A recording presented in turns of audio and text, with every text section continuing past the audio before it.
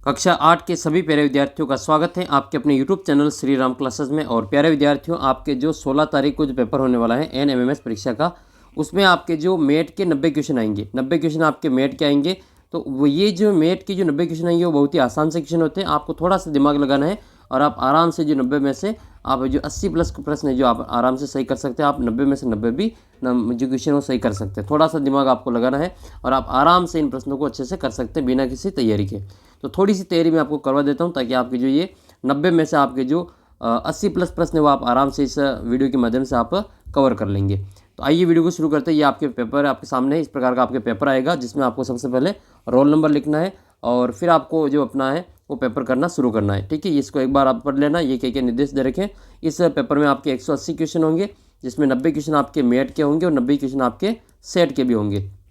तो वो दोनों ही क्वेश्चन आपको इसमें करने पड़ेंगे। 180 प्रश्न आपको इसमें करने हैं और सभी के सभी क्वेश्चन बच्चों आपको करके आना है। एक भी क्वेश्चन आपको छोड़ना नहीं है, नेगेटिव मार्किंग नहीं है। तो आपको अच्छे से गोला भर के आना है। और आपके OMR शीट को कैसे भरना है इसका वीडियो मैंने आपके अपलोड कर दिया है, आप चैनल पे जाके देख लेना, या फिर आप अपना जो व्हाट्सअप ग्रुप है वो ज्वाइन कर लो, उसमें मैं इसका जो लिंक है वो दे रखा है। तो वो आप जो ज़रूर देख लेना आपको अपना OMR शीट कैसे भरना है। और प्यारे बच्चों, आपका जो 2 बजे से आपके जो 5 बजे के बीच में ये पेपर होगा, तो आपको 1 बजे अपने एग्ज़ाम सेंटर पे पहुंच जाना है। अपना एडमिट कार्ड, आपकी जो पेन है वो गोले भरने के लिए, और आपकी जो कोई एक ID, चाहे आपका स्कूल की ID कार्ड हो या फिर आपका आधार कार्ड हो, तो वो लेके आप जो अपने एग्ज़ाम सेंटर पे 1 बजे पहुंच जाना है। और आपका जो एडमिट कार्ड है उसके ऊपर जो आपके सेंटर के कोड दे रखे हैं वो मिलान कर लेना। आपके रोल नंबर वहाँ पर जो लिखे होंगे बाहर, तो उसको आप मिलान करके फिर आप जो तसल्ली से अपना जो पेपर है वो देना है। मेरी ओर से आप सभी को शुभकामनाएं। आपका जो सिलेक्शन होगा इस परीक्षा में, और आपका जो सपना है 48,000 रुपये की छात्रवृत्ति प्राप्त करने की, वो आपका पूरा होगा। और आप चैनल को सब्सक्राइब जरूर करेंगे, ऐसी मैं उम्मीद करता हूँ। और आपका सिलेक्शन इसमें पक्का है। अगर आप यहाँ पे ये तैयारी करते हैं तो आपका जो 48,000 की छात्रवृत्ति आपको मिलने वाली है। इसके लिए आपको क्या करना है, चैनल को सब्सक्राइब कर लेना है, ताकि आपका जो आगे की वीडियो आपको सबसे पहले मिलते रहेंगे। तो ये आपके जो मैं 16 तारीख को जो दोपहर 12 बजे से पहले पहले जितने भी वीडियो अपलोड करूँ वो सारा आप ज़रूर देख लेना चैनल पे जाके। अगर समय कम मिले तो आपको जो स्पीड बढ़ा के देख लेना है। सेट के जो आपके 90 क्वेश्चन आएंगे उसका वीडियो मैंने पहले ही अपलोड कर रखा है, आप उसको देख लेना। मैं आपको सीधे ही ले चलता हूँ अपने मेट की ओर, और इसकी PDF आपको अपने ऐप के ऊपर मिल जाएगी। श्री राम क्लासेस के नाम से अपना ऐप है, तो आप ऐप पे जाके ये सारे पेपर की जो आंसर है वहाँ पे देख सकते हैं। तो ये आपका जो क्वेश्चन आएगा, ठीक है, 91 से आपकी जो 180 तक, वो आपका मेंटल एबिलिटी का क्वेश्चन होगा। तो पहला प्रश्न आपके सामने है ये 1-4। इसमें आपको क्या करना है, श्रृंखला को पूरा करना है, सीरीज को पूरा करना है। देखो, पहले इसको निर्देश को पढ़ लेना है कि आखिर इन प्रश्नों में करना क्या है। तो निर्देश ये है कि 91 से 95 के बीच में जो श्रृंखला दे रखी है इसको पूरा करना है। तो यहाँ पे कितना दे रखा है, देखो 1 दे रखा है, 4 दे रखा है, 9 और 16 दे रखा है। तो बच्चों, आपको याद होगा आपके वर्ग वाली प्रश्नावली, तो आपको थोड़ा थोड़ा ये देखा हुआ लग रहा है कि भाई ये तो 1 का वर्ग, ये 2 का वर्ग, ये 3 का वर्ग, ये 4 का वर्ग है। तो 1 2 3 4, तो अब क्या आएगा, 5 आएगा। तो 5 का वर्ग कितना होता है, 25 होता है। तो इसका जो करेक्ट आंसर वो क्या हो जाएगा, 25 इसका आंसर रहेगा। देखो, आपको कुछ भी नया नहीं करना है, जो भी आपका जो चीज़ें आपको याद है उसके अनुसार आपको इनमें जो सही गलत है वो कर लेना है। देखो, आपको वर्ग जोड़ बाकी गुणा पा करके इसका आंसर यहाँ पे निकालने होते हैं। तो ये थोड़ा सा दिमाग लगाएंगे, जिसमें ये सारी वर्ग संख्या है, ये परफेक्ट स्क्वायर नंबर है। तो अगला परफेक्ट स्क्वायर नंबर 5 का स्क्वायर 25 हो जाएगा। नेक्स्ट है फिर आपके, हो सकता है कि आपके क्यूब वाला पूछ ले, 1 8 27 64, ठीक है, आपके 125। तो कमेंट करके बताना, देखिए आगे की संख्या क्या आएगी फिर। ठीक है, 1 8 27 64 25 125 के बाद में अगला नंबर क्या आएगा, देखिए इसका आंसर आपको कमेंट करके बताना है। 6 11 21 36 और 56 और 81, इनमें से आपको जो अगला पद यहाँ पे बताना है। तो देख लेते हैं, देखिए इसमें कितने का जो अंतर है वो आ रहा है। तो देखो, इसमें कितने जोड़े की 11 हो जाए, तो इसमें 5 जोड़ना पड़ेगा, और इसमें 10 जोड़ना पड़ेगा। ठीक है, और इसमें आपके 15 जोड़ेंगे तो आपके कितने हो जाएंगे, 100, ये 21 में 15 जोड़ेंगे तो 36 हो जाएगा। और इसमें 20 जोड़ना पड़ेगा, इसमें आपके 25 जोड़ना पड़ेगा। ठीक है, 56 में देखो 25 जोड़ के देखो 81 हो जाएगा। तो अब इसमें कितना जोड़ेंगे, 25 जोड़ दिया हमने, अब हम इसमें 30 जोड़ेंगे, 5 5 बढ़ाते जा रहे हैं। तो इसमें 30 जोड़ेंगे, तो 81 में जोड़ेंगे 30, तो कितना हो जाएगा, ये हो जाएगा 1 और 8 और 3 11। ठीक है, तो 111 इसका उत्तर रहेगा। 111 आपके कहाँ दे रखा है, ऑप्शन 4 में दे रखा है, ये इसका उत्तर है। आसान से क्वेश्चन है, थोड़ा सा आपको दिमाग लगाना है। ये क्या है, देखो 2 9 28, तो ये आपके देखो क्या कर रखा है यहाँ पे। तो यहाँ पर जो है वो जो आपके क्यूब हैं उनमें एक एक उनका जोड़ रखा है, मान जोड़ रखा है। तो ये 1 का क्यूब होता है 1, और इसमें 1 जोड़ रखा तो 2 हो रहे हैं, देखो ये। और यहाँ पे 2 का क्यूब 8 होता है, इसमें 1 जोड़ा तो 9 हो गए। यहाँ पे 3 का क्यूब 27 होता है और उसमें 1 जोड़ दिया, यानी कि कुल मिला के किसी भी संख्या का क्यूब करके उसमें 1 जोड़ रखा है। ठीक है, तो ये वाला उत्तर आ रहा है। तो देखो इसमें 1 रखेंगे तो 2 आएगा, इसमें 2 रखेंगे तो इसमें 9 आएगा, और इसमें 3 रखेंगे तो इसका 28 उत्तर आएगा। अब आपको क्या रखना है, 1 रख दिया, 2 रख दिया, 3 रख दिया, तो आपको क्या रखना है, 4 रखना है। तो 4 का क्यूब कितना होता है, 64 होता है, उसमें 1 और जोड़ दो, कितना हो जाएगा, 65 हो जाएगा। तो 65 इसका उत्तर आपके रहेगा। तो ऑप्शन है जो सी इसमें करेक्ट आंसर हो जाएगा। अगला प्रश्न आपका ये ABCD का। देखो आपको अपने जो कॉपी के पीछे एक बार ABCD पूरी लिख लेनी है। क्या करना है, आपकी पूरी ABCD अपनी कॉपी के पीछे लिख लेनी है। जैसे मैं आपको यहाँ पे लिख के बताता हूँ कि आपको किस प्रकार से वो लिख लेनी है। तो जैसे मैं आपको यहाँ पे लिख रहा हूँ, वैसे ही आपको रफ में आपको अपनी ABCD एक बार पूरी लिख लेनी, तो आपको उसमें जो प्रश्न करने में आसानी रहेगी। तो पहले ABCD लिखना है आपको, ABCDEFGHI और JKL MNOPQRST और UVU और ये VWXY और Z। ये ABCD लिखने से आपके खूब सारे प्रश्न आप हल कर लेंगे। देखो कैसे, तो मैं आपको बताता हूँ। ये A है, ये B है, ये C है, ये D है। तो अब क्या आएगा आगे, आगे आपके ABCD के बाद में E आएगा। क्या आएगा, E आएगा। तो चलो E देख लेते हैं। पहले अक्षर पे E कहाँ पर आ रहा है, तो देखो इसमें E आ रहा है पहले नंबर पे, और इसमें चौथे में भी E आ रहा है। इसका मतलब ये जो क्वेश्चन नंबर आपका जो 94 का आपके जो दूसरा ऑप्शन है FU, ये तो गलत हो गया, ये तो इसका उत्तर ही नहीं होगा। GT भी इसका उत्तर नहीं होगा। तो बच्चे हुए दोनों में से कोई आपका एक आंसर है। देखो तो अब आपके यहाँ पर क्या आएगा, W। इसको देखो यहाँ पे Z है, यहाँ पर Y है, यहाँ पे X है, यहाँ पे W, मतलब उल्टी ABCD है। तो W से पहले कौन आता है वो देख लो इसमें। तो ये देख लो इसमें Z Y X W, और यहाँ पे क्या आएगा, V आएगा। तो E के बाद में V उत्तर हो जाएगा। तो E के बाद में क्या आएगा, यहाँ पे V आएगा। तो EV उत्तर हो जाएगा। देखो EV उत्तर आपका फर्स्ट ऑप्शन में दे रखा है। ऐसे इनका आंसर आपको निकालना है। अगला प्रश्न देखो, AB, ठीक है, फिर बीच में इन्होंने C को छोड़ा, DE, F को छोड़ा, ठीक है, और यहाँ पे GH। तो हम क्या करेंगे, एक एक को छोड़ के आगे के 2 अक्षर ले रहे हैं। तो AB लिखा, फिर C को छोड़ा, देखो DE है, F को छोड़ा, GH है। तो अब हम किसको छोड़ेंगे, I को छोड़ देंगे और JK लिख लेंगे। यहाँ पर क्या आएगा, आपके JK आएगा। तो देख लो, देखिए कहीं पे JK आ रहा है क्या, इसमें ON है, इसमें DE है, इसमें HI है, इसमें JK है। तो इसका मतलब उत्तर क्या हो जाएगा आपका, ये JK वाला आंसर रहेगा। और आप Q को भी कंफर्म कर सकते हैं, ठीक है। Z के बाद में ये W का T, तो ये उल्टा चल रहा है, तो ये JKQ इसका आंसर रहेगा। फिर आपके अगला जो क्वेश्चन है, इसमें आपको क्या करना है, आपको ओड टर्म को फाइंड करना है। निर्देश पढ़ लो पहले। 96 से 105 तक क्या करना है, आपको इसमें से विजातीय पद को छांटना है, अलग छांटना है। कि इसमें से 4 में से आपका 3 तो एक जैसे और चौथा है इसमें अलग है, तो अलग कौन सा वो बताना है। जुलाई, अगस्त, अक्टूबर और सितंबर। आप कहेंगे कि इन 4 में अलग क्या है, तो महीनों के नाम है, लेकिन आप इनके दिनों की संख्या को देखो तो आपको पता चलेगा कि एक महीना इसमें अलग है। आपको नहीं पता हो तो इसमें लिख लो कि जुलाई में कितने दिन होते हैं, जुलाई में 31 दिन होते हैं। अगस्त में भी 31 दिन होते हैं। अक्टूबर में भी 31 दिन होते हैं। और सितंबर में आपके 30 दिन होते हैं। अगर आपको नहीं पता हो तो अपनी मुट्ठी बंद करके फिर आप अपने जो अंगुलियाँ है इसके ऊपर देख लो, ऊपर वाला 31 दिन का, नीचे वाला 30 दिन का होता है। तो जनवरी, फरवरी, मार्च, अप्रैल, मई, जून, जुलाई, अगस्त। जुलाई और अगस्त दोनों 31 दिन के आते हैं। तो ये देखो लगातार फिर भी ये 31 दिन के हो जाएंगे। तो फिर इसमें से अलग कौन सा हुआ, तो आपका दिमाग कह रहा है कि इसमें जो ये 30 वाला है वो अलग है, बाकी तीनों में 31 दिन है, तो ये अलग हो जाएगा। अगला प्रश्न देखते हैं। अगला प्रश्न आपका है कि 2 है, फिर ये 12 है, फिर ये 6 है, फिर ये 18 है। इसमें से अलग कौन सा है। अगर हम बात करें इसमें 2 के गुणज की, तो 2 का भाग तो सब में जा रहा है, इसका मतलब 2 से तो इसमें कोई इस नहीं होगा। 3 का भाग की बात करें तो 3 का भाग देखो 6 में और 12 में और 18 में, तीनों में जाता है। इसका मतलब ये वाला उत्तर अपना सही हो जाएगा कि ये इसमें 3 का भाग नहीं जाता है। या फिर आप इसको 6 के भाग से भी देख सकते हैं। तो ये इसमें अलग है। A, E, I और M, इसमें से अलग कौन सा हुआ। तो आपको अगर अंग्रेजी के स्वर याद हैं A, E, I, O और U, तो आपको पता चल जाएगा इसमें अलग कौन सा है। तो आपका दिमाग कह रहा है कि ये तो चौथा ऑप्शन ही अलग हो रहा है ना, M अलग है, तो फिर इसका उत्तर आपके M हो जाएगा। नेक्स्ट अगला प्रश्न है दादा, दादी, मामी और पिता। इसमें से क्या अलग है। तो इसमें से देखो 3 जने तो आपके गांव में रहते हैं, आपका जहाँ जन्म हुआ वहाँ रहते हैं, और एक आपके मम्मी के गांव में रहते हैं, यानी कि आपके ननिहाल में रहते हैं। तो इसमें से जो 3 जने आपके गांव वाले वो तो एक ही हो जाएंगे। आपकी मम्मी के जो गांव में रहते हैं, यानी कि ननिहाल में रहते हैं आपके, वो अलग हो जाएगा। तो दादा तो आपके गांव में ही रहते हैं, दादी भी आपके गांव में, पिता भी आपके गांव में, तो अलग कौन सा हुआ? ये मामी। मामी या फिर मामा, ये अपने जो मैटरनल आंटी होती है इसको मामी कहते हैं, यानी कि आपके जो मम्मी की भाभी, ठीक है। तो वो जो, या फिर आपके जो मामा की पत्नी, आपकी बहन, आपकी मम्मी के भाई की पत्नी मामी हो जाएगी। तो ये इसमें अलग है। नेक्स्ट क्वेश्चन है, इसमें से क्या अलग है? फेसबुक है, इंस्टाग्राम है, व्हाट्सएप है, प्ले स्टोर है।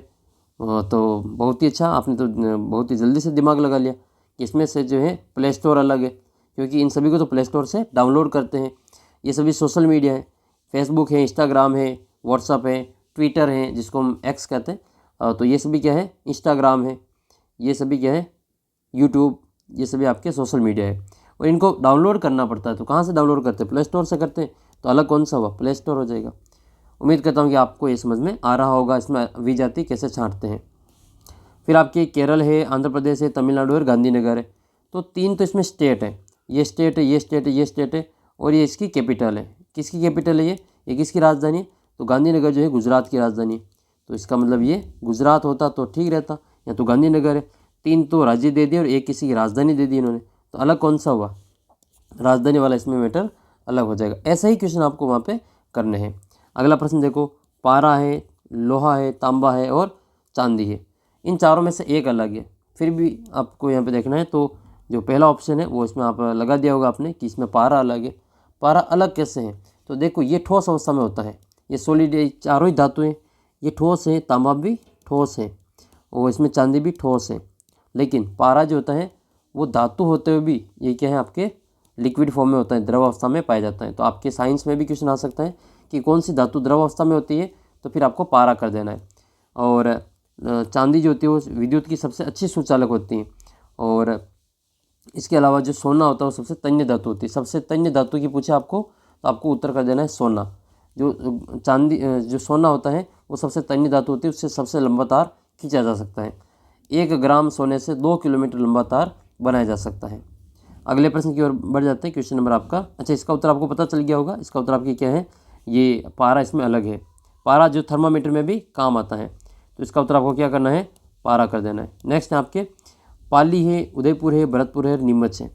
तो देखो, 3 तो अपने राजस्थान वाले हैं।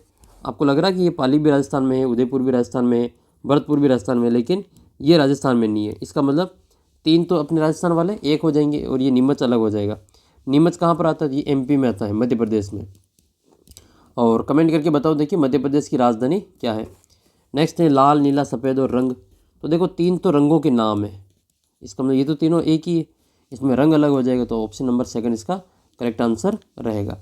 नेक्स्ट है KPTU, अलग कौन सा हुआ? तो देखो, 3 तो आपके वोवेल्स, ये कॉन्सोनेंट है, व्यंजन है। 3 तो व्यंजन है, और ये जो यू है वो आपका स्वर है। तो अलग कौन सा हो जाएगा? ये यू इसका आंसर हो जाएगा। तो देखो, वी जाति छांटना कितना आसान है, आराम से मैंने जो 10 प्रश्न बताए, ये 10 में से आप 10 प्रश्न सही कर सकते हैं इसमें से, ठीक है। और ये बहुत ही आसान है, कोई भी आपको सूत्र वगैरह इसमें नहीं लगाना, बस थोड़ी सी नॉलेज आपको गहरी रखनी है इसमें। इसमें आपके आयत चित्र बताने की, इसमें आयत कितने हैं। तो देखो, अगर मैं आपसे पूछूं कि इसमें कितने आयत हैं, तो ये तो आपके एक ही आयत है। अब कितने आयत हैं? तो अब इसमें आपके 3 आयत हैं। आपको 2 दिख रहे हैं, लेकिन मुझे इसमें 3 दिख रहे हैं। देखो, एक तो ये है, दूसरा ये, और एक ये पूरा पूरा ये भी आपके आयत ही है। तो 3 आयत है। तो इसका मतलब 1, 2 और ये हो जाएगा आपका 3। 3 तो ये हो रहे, और 3 इधर हो जाएंगे, ठीक है। तो ये हो जाएगा 3, और इधर कितने आएंगे? ये आ जाएगा आपका 4, 5 और ये 6। तो 6 तो आपको ऐसा सीधा सीधा दिख रहा है। फिर आपके ये देखो, आड़े देख ली, खड़े देख लो। खड़े में आपके ये वाला देख लो, ये आपका खड़े ये देखा है ये वाला, और एक ये वाला। तो 2 ये हो जाएंगे, और एक आपके ये पूरा वाला, ठीक है। 2 तो आपके ये हो गए, और एक ये पूरा। तो ये एक इसमें और जोड़ देंगे, तो कितना हो जाएगा? 6 और 3 9 हो जाएगा। तो इसमें आयत कितने हो जाएंगे? 9 आयत हो जाएगा। ऐसे थोड़ा सा आपको दिमाग लगा के इसका आंसर निकाल लेना है। देखिए इसमें बताओ, देखिए इसमें आपको कितने त्रिभुज दिख रहे हैं, इस आकृति में आपको कितने त्रिभुज दिख रहे हैं? कमेंट करके इसका आंसर ज़रूर बताना। अगला प्रश्न है, इसमें आपको त्रिभुजों की संख्या बतानी कि इसमें आपको कितने त्रिभुज दिखाई दे रहे हैं। तो देखो त्रिभुज में आपको ये देखना है, ये एक त्रिभुज है, लेकिन ये लाइन अगर खींच दूँ मैं तो अब आपको कितने त्रिभुज दिख रहे हैं? अब आपको मेरे ख्याल से 3 त्रिभुज दिख रहे होंगे इसमें। कितने त्रिभुज है? 3। कैसे 3 त्रिभुज? एक तो ये, दूसरा ये, और आपका पूरा ये तीसरा हो जाएगा। ठीक है, तो 2 तो छोटे छोटे और एक बड़ा वाला तीसरा। तो 3 तो आपके इसमें दिख रहे, 3 इसमें दिख रहे, तो 6 तो आप अलग से लिख लो। 6 तो ये हो जाएंगे, एक ये 7 हो जाएगा और एक ये 8 हो जाएगा। तो 6 में 2 और जोड़ो तो कितने हो जाएंगे? 8 हो जाएंगे। तो इसमें त्रिभुजों की संख्या कितनी है? 8 है। ठीक है, करेक्ट आंसर इसका 8 रहेगा। अगला प्रश्न, इसमें आपको वर्ग बताने की, इसमें आपके कितने वर्ग दिखाई दे रहे हैं। वही बात है आपके, ये एक स्क्वायर है, इसके 4 टुकड़े कर दो तो 5 वर्ग बन जाएंगे। इसके एक जैसे 4 टुकड़े करेंगे तो 5 वर्ग दिखेंगे। 1 2 3 4 तो ये, और एक पूरा, तो इसमें कितने होंगे? 5। इसका मतलब ये तो 5 इसमें दिख रहे हैं और 5 इसमें दिख रहे हैं। 5 और 5 कितने हो जाएंगे? 10 हो जाएंगे। तो इसका जो आंसर हो कितना आ जाएगा? 10 आ जाएगा। अगर ये ऐसे मिला हुआ होता यहाँ पे तो एक आपका जो वर्ग है वो और बढ़ जाता। ठीक है, फिर 11 हो जाते हैं, फिर इसका उत्तर हम 11 करते, लेकिन मिला हुआ ही नहीं है तो 10 ही रहेगा। अगला प्रश्न कि इसमें कितने त्रिभुज है। तो देखो गिन लेते त्रिभुज कितने। एक तो ये बड़ा दिख रहा है, एक तो ये वाला पूरा, तो 3 तो इसमें हो जाएंगे और 3 इसमें हो जाएंगे। ठीक है, 6 ये हो जाएंगे। तो 3 और 3 तो 2 बार ही आपको दिख रहा है। एक तो ये छोटा त्रिभुज और एक ये बड़ा त्रिभुज। ठीक है, तो ये 3 और 3 6 तो ये हो जाएंगे। एक ये वाला आएगा, एक ये वाला आएगा 2, और एक ये ऊपर 3। ठीक है, ऊपर भी तो दिख रहा है ये, तो ये कितने हो जाएंगे? 9 हो जाएंगे। 3 और 3 6 और 3 9। अगर आपको ऊपर का ये झंडा नहीं दिखा तो फिर आप 8 करके आ जाएंगे, जो कि गलत हो जाएगा। ये भी तो त्रिभुज ही है, इसमें भी एक त्रिभुज है। आपके कितने उत्तर हो जाएंगे? ये 9 आंसर हो जाएगा। देखो कितने प्यारे प्यारे क्वेश्चन पूछे जाते हैं और आराम से इनको आप निकाल सकते हैं। फिर आपको इसमें पूछा जा रहा है कि इसमें कितने आयत हैं। तो देखो पहले छोटे छोटे आयत गिन लो, 1 2 3 और 4। 4 तो ये हो रहे, और एक पूरा बड़ा वाला, कितने हो जाएंगे? 5 हो जाएगा। तो 5 तो एक तरफ रख दो कि हमने एक एक वाले गिन लिए, 5 हो रहे हैं। अब 2 2 को लो, अब कितने को लेना है? 2 2 को लेना है। तो ये एक, तो ये एक, फिर ये दूसरा 2, और फिर ये तीसरा। 2 2 के लिए तो हमने 3 ये बन रहे, तो 2 2 को लेने पे कितने आयत और बन रहे? 3 आयत और बन रहे। अब 3 3 को लेंगे, 1 2 और ये 3, तो एक ये बनेगा, फिर एक हमारा ये बनेगा। तो 3 3 का कितना हो जाएगा? आपके 2 बनेंगे। और 4 का तो हमने पूरा एक ले लिया पहले, 5 के साथ में आपका ये हो चुका है। तो कितने हो जाएंगे? 5 ये और 5 ये, 10 हो जाएगा। तो इसका उत्तर आपको ऐसे 10 कर देना है। ठीक है, अगला प्रश्न आपका ये है कि अगला क्वेश्चन आपका ये है कि घड़ी का जो वास्तविक समय है वो 4:20 हो रहा है। तो इसका जो दर्पण प्रतिबिंब है वो क्या होगा? दर्पण प्रतिबिंब क्या होगा? तो जब भी आपका वास्तविक समय दे करके आपको दर्पण प्रतिबिंब में समय पूछे तो आपको क्या करना है? जो समय वास्तविक समय आपको दे रखा है उसको क्या करना है? 23:60 में से उसको घटा लेना है। क्या करना है? 23:60 में से घटा लेना है। तो 4:20 को घटाओ, देखिए तो ये घटेगा 4:20 में से। ठीक है, तो ये हो जाएगा आपका 4:20। तो कितना हो जाएगा? ये यहाँ बचेगा आपका 40 मिनट। और इधर कितना है ये?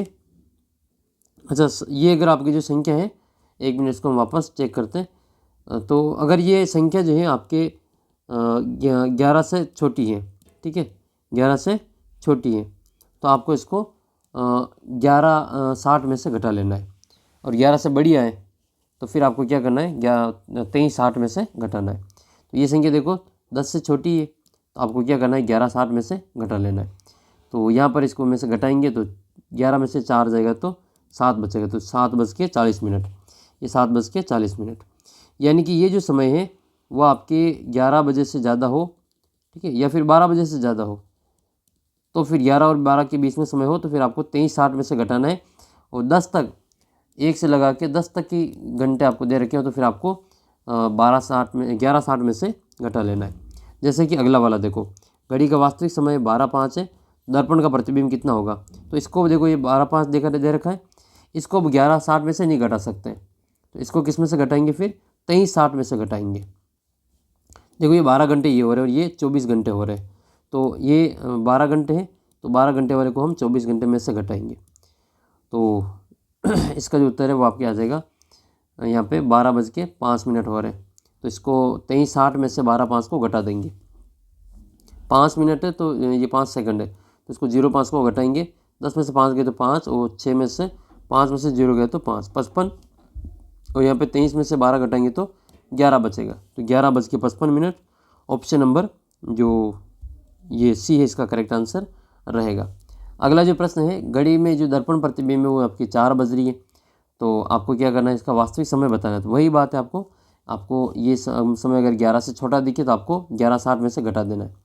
तो घटा लो 4 में से, 4 बजे इसमें से घटा लेंगे तो कितना बचेगा, ये 0:60, और इधर कितना बचेगा आपके 11 में से 7, 4 जाएगा तो 7 बचेगा।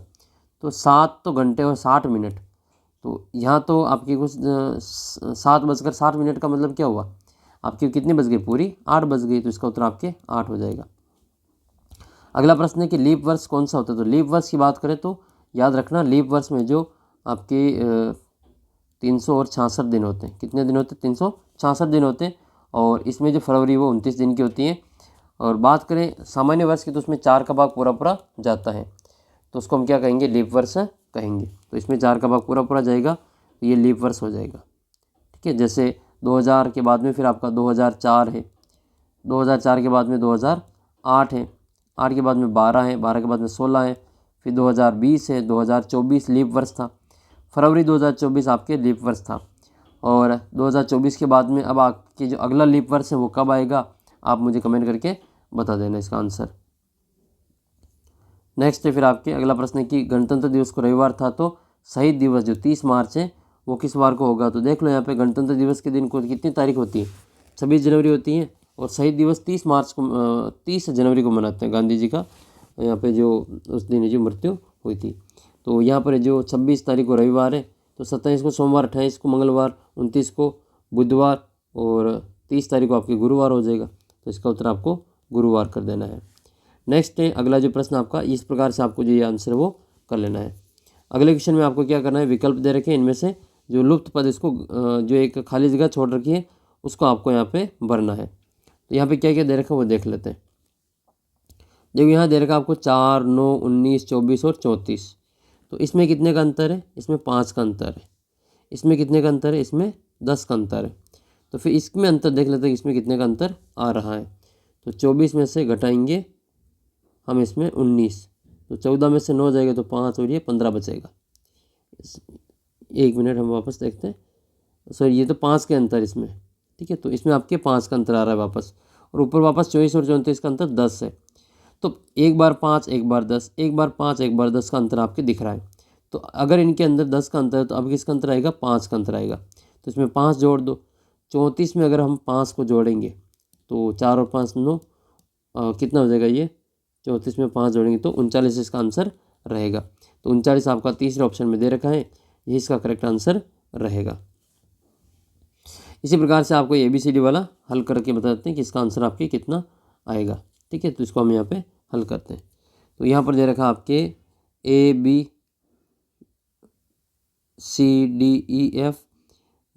अच्छा, यहाँ पे ये जो दे रखा है उनको देख लो।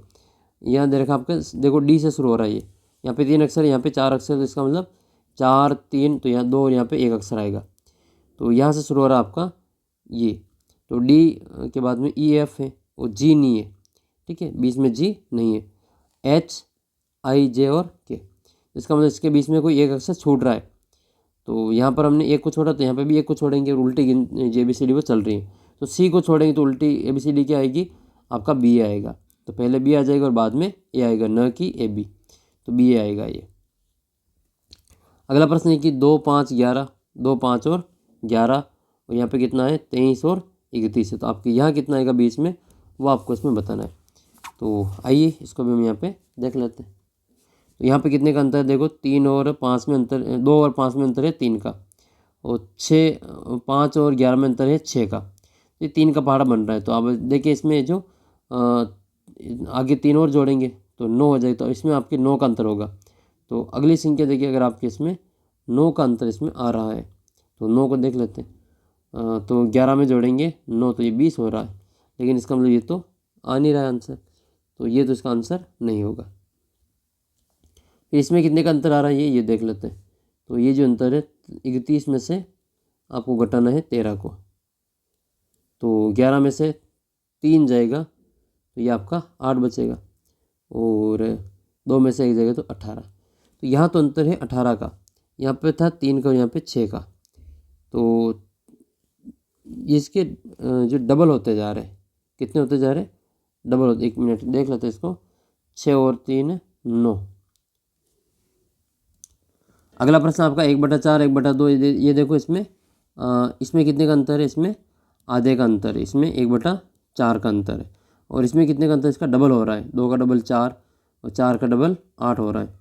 तो फिर इसमें इसका आधा कर दो, 2 का आधा 1 हो जाएगा। ठीक है, इधर इसमें आधे होते जा रहे हैं, इसके आधे 4, 4 के आधे 2, 2 का आधा 1, 1 का आधा आधा, आधा का आधा 1/4। तो इसका मतलब इसका उत्तर आपके 1 हो जाएगा।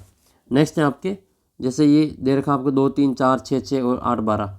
तो यहाँ पर आपको एक तो दिखाई दे रहा है 2, फिर 3, इसमें कोई मतलब नहीं दिख रहा है, 4 फिर 6, अंतर नहीं, साफ नहीं दिख रहा है। तो पहले इनको देखो, एक को छोड़ के एक को देखो, 2 4 6 और ये 8 आ रहा है, इसका मतलब ये सम संख्या दे रखी है आपके। ठीक है, ये तो आपकी सम संख्या दे रखी है। कैसे ये, जैसे 2 4 और ये 6 और ये आपके 8 दे रखा है। फिर इसको मिलाओ, 3 6, 3 का पारा तो बोलो 3 एकम 3, 3 दूनी 6 और 3 तिया 9 और 3 चौके ये 12 हो जाएंगे। इसका मतलब आंसर आपके 9 आ जाएगा। तो ऐसे आपको जो जोड़ तोड़ के आंसर वहाँ पे निकालना है। फिर आपके अगला सवाल है ये, जिसमें आपको A Z F U K P और P के दे रखा है। तो इनको आप देख लेते हैं। A के बाद में देखो, ये ABCD लिखने पे पता चलेगा। तो ABCD देख लो, A के बाद में F, तो A के बाद में B C D E F, ये 5, ये जो 5 नंबर पे आ रहा है। अब F के बाद में K कितने नंबर पे आता है, तो F के बाद में G H I J और K, मतलब ये 5 नंबर पे ही आ रहा है। K के बाद में P कितने नंबर पे आता है, तो K के बाद में L M N O P, ये भी 5 नंबर पे आ रहा है। मतलब अब आपके आगे का जो नंबर है वो 5 नंबर पे आएगा। P के बाद में Q R S T U, तो क्या आएगा आपके U आ जाएगा, 5 नंबर पे U आएगा। अब लेकिन ये देखो, ये कितने पे आ रहा है, इसमें कितने कितने का अंतर है। तो यहाँ पर जो अंतर है वो ये दिखेगा, जैसे K से P कितने पे है, तो K के बाद में L M N O P, ये भी 5 पे। तो आपको K से 5 नंबर पीछे जाना पड़ेगा।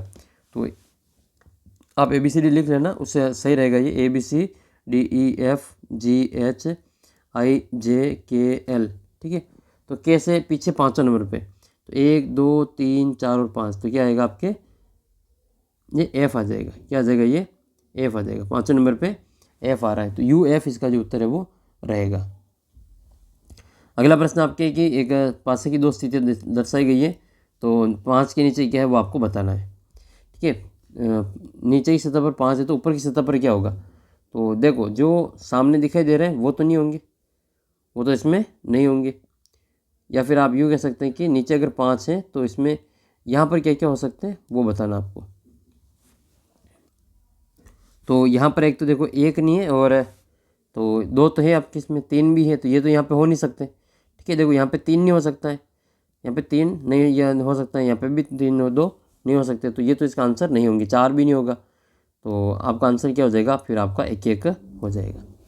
नेक्स्ट क्वेश्चन है, यहाँ पर देखो, इनमें ऊपर की सतह पे 4 है, तो नीचे की सतह पर कौन सा अंक होगा वो आपको बताना है। देखो 1 और 2 तो दिख रहा है, वो तो नहीं होगा। तो जहाँ पर 2 अगर आपके इसमें है तो वो तो नहीं होगा, 1 भी नहीं होगा। फिर आपके ये 3 भी नहीं होंगे, क्योंकि 4 के सामने ही 3 दिखाई दे रहा है, तो ये 3 भी नहीं होगा। 3 नहीं होगा तो फिर ये 5 भी नहीं होगा, 5 को भी हटा देते हैं। और 4 तो आपका होगा ही नहीं, क्योंकि 4 आपके पहले से ऊपर दे रखा है। तो ये 3 तो नहीं होंगे, तो फिर आपका उत्तर क्या हो जाएगा, इसका 6 हो जाएगा। जो दिख रहा है वो इसके पीछे नहीं होगा। ठीक है, पासे के ऊपर 6 तक गिनती होती है, जो सामने दिख रहा है वो नीचे नहीं होगा। इसको देख ले, तो देखें, जैसे 2 के विपरीत कौन सा होगा, तो देखो 2 के विपरीत बताना है। 2 के विपरीत देखो 5 नहीं आएगा, क्योंकि सामने, तो 5 को काट दो। 2 के विपरीत 6 नहीं आएगा, क्योंकि 6 इसके साथ में, इसको काट दो। फिर आपके बचा हुआ है 1 और 3, तो 2 के विपरीत 3 भी तो नहीं आएगा, क्योंकि 3 इसके सामने दिख रहा है, तो 3 को भी काट दो। तो अब बचा हुआ कौन सा है, 1 हो जाएगा। तो इसका आंसर आपको 1 कर देना है। 1 के विपरीत कौन सा होगा, तो 1 के विपरीत आपको लाना है, तो फिर 1 के जो साथ में दिख रहे हैं वो नहीं होंगे। 1 के जो सामने दिखाई दे रहे हैं वो उसके नीचे नहीं होंगे। तो 1 के सामने देखो 4 और 6 नहीं होंगे, तो 6 को काट दो। 4 नहीं है तो उसको बाद में रख लेंगे। एक के बाद पास में 5 नहीं आएंगे, नीचे 5 नहीं आ सकते तो 5 को भी काट देंगे, 3 भी नहीं आएंगे तो 3 को भी काट देंगे, तो फिर बचा हुआ कौन है? ये 2 है। यही इसका आंसर रहेगा। उम्मीद करता हूँ कि पासा के जो आपके क्वेश्चन होंगे वो आप आराम से इसको हल कर लेंगे। निम्न में से 3 के नीचे क्या होगा? तो देखो 3 के नीचे देखो 4 तो नहीं हो सकता है, क्योंकि 4 इसके सामने दिख रहा है तो 4 को हटा दो। 3 के सामने 2 और 5 भी नहीं होंगे तो 2 को भी हटा दो। 3 के सामने 6 भी नहीं होंगे तो 6 को भी हटा दो। अब जो बचा हुआ है वही इसके 3 के नीचे होगा, तो ये इसका जो आंसर है वो रहेगा। तो ऐसे आपको जो क्वेश्चन है वो करना है। अगला प्रश्न आपका इंपॉर्टेंट है, इसमें 131 से 135 तक क्रिकेट जो है उसमें आपके त्रिभुज को बता रखा है। त्रिभुज में क्रिकेट को बता रखा है, आयत में फुटबॉल को बता रखा है और वृत्त में टेनिस खेल को बता रखा है। ये तीन ही इंपॉर्टेंट है, याद कर लेना इसको। तो इसमें आपको ये कि कितने खिलाड़ी ऐसे हैं जो टेनिस खेलते हैं, तो टेनिस वाले कौन कौन है? वृत्त में टेनिस है, ये देखो वृत्त वाले कौन है? टेनिस के खिलाड़ी है। और इसमें जो खिलाड़ी है जो टेनिस खेलते हैं, बस केवल टेनिस ही खेलते हैं, तो वृत्त वाले इसमें टेनिस खेलते हैं। तो इसमें जो ये 4 हैं ये केवल टेनिस खेलते हैं, ये 4 जो केवल टेनिस खेलते हैं, इसमें जो आपका उत्तर है वो आपके 4 हो जाएगा। ऐसे कितने खिलाड़ी हैं जो सभी खेल खेलते हैं? सभी खेल का मतलब जो तीनों में आएंगे, तो ऐसा कौन है जो तीनों त्रिभुज में भी आ रहा है, इस वृत्त में भी आ रहा है और इस आयत में भी आ रहा है? तो ऐसा हमारा एक ही अक्षर वो है 8। ये 8 जो वो तीनों में आ रहा है देखो, तो इसका मतलब 8 खिलाड़ी ऐसे जो तीनों ही खेल खेलते हैं। ऐसे कितने खिलाड़ी हैं जो टेनिस और फुटबॉल दोनों खेलते हैं? टेनिस का मतलब आपके वृत्त में है और फुटबॉल का मतलब आयत में, तो आयत और वृत्त दोनों में, आयत में भी है और वृत्त में भी है। तो इसमें जो 10 आपको दिखाई दे रहा है ये 10 जो है इस वृत्त में भी है और ये 10 इस आयत में भी है। लेकिन ये जो 8 है वो त्रिभुज में भी है, तो ये क्रिकेट भी खेलते हैं, तो 8 को छोड़ना पड़ेगा। ये 10 ऐसे है जो वृत्त में भी है और आयत में भी, इसका मतलब ये टेनिस और फुटबॉल दोनों खेलते हैं, 10 इसका उत्तर रहेगा। कितने खिलाड़ी हैं जो केवल क्रिकेट खेलते हैं? तो केवल क्रिकेट खेलते हैं, तो क्रिकेट किस में है? त्रिभुज में। तो त्रिभुज में केवल क्रिकेट वाले कितने? 7 हैं। जो 7 है वो अकेले केवल क्रिकेट ही खेलते हैं और कोई गेम नहीं खेलते, तो इसका उत्तर आपको 7 कर देना है। ऐसे कितने खिलाड़ी जो क्रिकेट और फुटबॉल दोनों खेलते हैं? क्रिकेट और फुटबॉल, क्रिकेट किस में है? त्रिभुज में है, तो त्रिभुज वाले में कौन आ रहा है? एक तो ये देख लो, और फुटबॉल आयत में है, तो आयत में कौन आ रहा है? ये देख लो। ऐसे कितने खिलाड़ी है जो क्रिकेट और फुटबॉल दोनों खेलते हैं? तो दोनों में कॉमन कौन दिखाई दे रहा है? तो इसमें तो फिर आपका आंसर ये नहीं है। अच्छा, कितने खिलाड़ी ऐसे जो ये हो गया क्रिकेट और फुटबॉल खेलते हैं? तो 5, 8, 4 और 0। तो देखो इसमें ऐसा कोई खिलाड़ी नहीं है जो क्रिकेट और फुटबॉल दोनों खेलते हैं, ठीक है, ऐसा कोई इसमें खिलाड़ी नहीं, तो इसमें 0 संख्या हो जाएगी। इसका उत्तर हम क्या करेंगे? 0 करेंगे। तो ये इस प्रकार से इसका आंसर आपको उसको देख करके करना, और ऐसा क्वेश्चन आपके 100% परीक्षा में पूछा ही जाएगा, तो इसको याद कर लेना, ऐसा निकालते हैं आंसर। नेक्स्ट है कि ये जो आप ऐसे क्वेश्चन आएंगे रिलेशन वाले, वो आपको अपने ऊपर लेके करना है। कि जैसे आपके चाचा के एकमात्र भाई, आपके चाचा के एकमात्र भाई आपसे क्या संबंध रखते हैं? तो भाई आपके चाचा के भाई, एकमात्र भाई आपके चाचा के, इसका मतलब वो आपके पिताजी हैं, ठीक है, तो वो आपसे क्या संबंध रखेंगे? पिता का संबंध रखते हैं। तो ऐसा क्वेश्चन आप सीधे ही कर लेंगे, लेकिन कुछ क्वेश्चन ऐसे टेढ़े मेढ़े भी होते हैं ऐसे, तो उनको भी हम यहाँ पे कर लेते हैं।